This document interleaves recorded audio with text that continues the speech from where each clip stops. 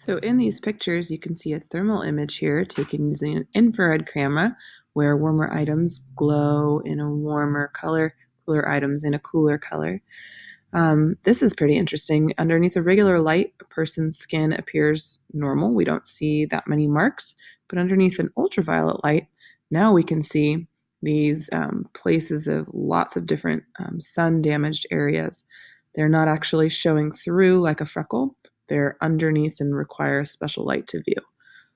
This also is pretty interesting. So bees can see in UV light. They're UV sensitive, and some flowers have evolved to actually have a UV portion in their center where the pollen is found, and this helps almost target the bees to the pollen-containing parts of the flower, which helps the bees get what they need, the nectar, and the flowers get what they need, pollen dispersion. At this point, I do want you to please pause the video again. I want you to head over to YouTube once more. You're going to watch a guy called Professor Dave. Short little video, 4 minutes. If you type in wave particle duality and press enter, he will be the first video that pops up there. Give that a watch and then come on back. So as Professor Dave explained, light travels as a wave and it also travels as a particle. Let's start with waves. Wavelength is represented by the distance from crest to crest or top of wave to top of wave. And wave frequency, think about standing right here, standing in place. The frequency with which waves roll past you is the wave frequency. How many times does a wave pass you in a second? In order to determine either wavelength or frequency, we have to know one of the other pieces of information. This is where our first formula comes into play. The formula is c, which stands for speed of light, equals the product of wavelength in meters and frequency in a unit called hertz. The speed of light, c, is a constant. It never changes. It is always 2.998 times 10 to the 8th meters per second. You will always be given this as long as you know how to use it. Wavelength, in the flame test lab, you guys actually recorded in nanometers. I'll show you how to go from nanometers to meters momentarily. And then frequencies represented by a letter V. Sorry that it's not an F.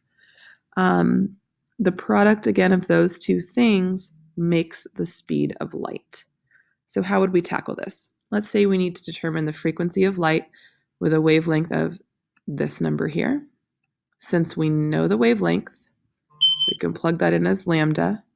And since we know the speed of light is always the same, we've got 2 of 3 variables, and we can solve for the third. Solve this using simple algebra. Simply divide both sides by 2.03 times 10 to the negative 8. That will isolate V on the right-hand side. You will need to get some practice with plugging scientific notation into your calculator. I'm going to recommend you stay consistent with the type of calculator you're using, whether it's a calculator you're borrowing from me or one you are bringing from home. You should not be trying these problems on your cell phone. You will not be able to use a cell phone on a quiz or test. Now, in addition to traveling as a wave, light also travels as a particle. We call those particles photons. They carry energy.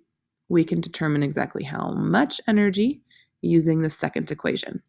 The energy of a photon is equal to another constant called Planck's constant times the frequency of that particle. So again, E stands for energy, H stands for Planck's constant. It is always this nasty number here. You will always be given that. Units there are joule seconds.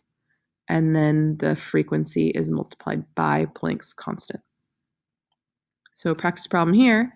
If we need to find the energy and we know the frequency, we're going to simply take Planck's constant, copy it down, and then multiply that by the frequency we're given in the problem. Our end product will be the energy in the unit joules, or J. Joules is the unit for energy. Something pretty cool about these equations is that they can be used together. In the flame test lab, you determined wavelength. If you know the wavelength, you can determine the frequency using the C equals lambda V equation. Once you know the frequency, because it shows up in both of our equations, You can carry it down to the energy equation, multiply it by Planck's constant, and you will get energy. So in the flame test lab, you are asked to start again here, calculate this, and then carry it down to the second equation to determine energy. And you will do that 8 times for each of your compounds that you tested. Just a gentle reminder or a little stress relief for you guys. You do not need to memorize the formulas. You do not need to memorize either of the two constants, but you do need to know what each variable represents and how to solve for any of them if I give you one value to start with. At this point, please go ahead and get your flame test lab packet out in front of you.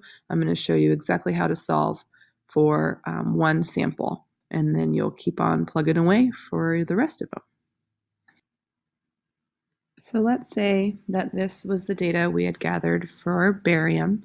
We lit it and we noticed that the flame color was a yellow-green. Using our little rainbow scale, we would have found that the wavelength is an estimate of about 550 nanometers. This is the value that we're going to use to plug into our two equations. Remember that you do have some very important givens, these guys here. So I'll be plugging those in along the way. First and foremost, we're going to need to make sure that the first thing we do is take that wavelength and turn it into meters instead of nanometers.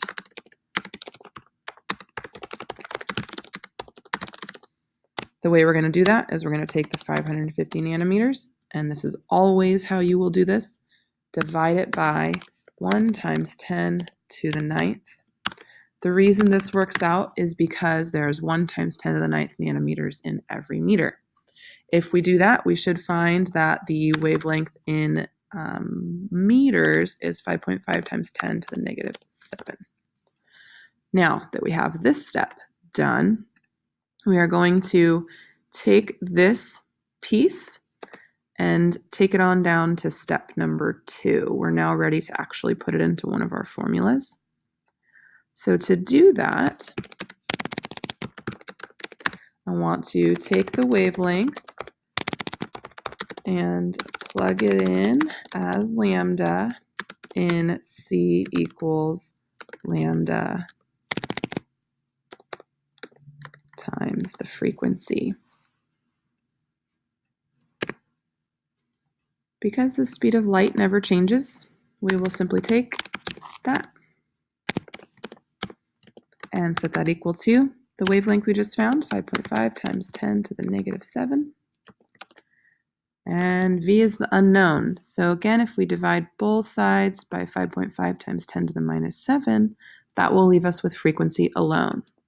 Please pause and try that in your calculator. You need to make sure, make sure that anytime you type in scientific notation, you put parentheses around it. So you'll want to type in this section with parentheses around it, hit the divide sign, and then this section with its own set of parentheses around it. So if you did that correctly, you should get something, and this is rounded, like 5.5 times 10 to the 14th. If you are not able to get that answer, a couple of suggestions. Check that you have parentheses. Check that you did your exponents correctly. And also, some calculators will give you errors if you don't make sure that you make the parentheses big again once you're done with the exponent. You can usually do that by pressing the right arrow. This value for the frequency, we're going to take to our flame test lab table and write it in as the value that goes in the next column we have empty. Okay, once we have the frequency, we now have something that we can plug into our second equation. So we're going to go ahead and convert frequency into energy by plugging frequency into E equals Planck's constant times frequency. So E is what we do not know. Planck's constant is always the same, so I'm just going to copy it from right here.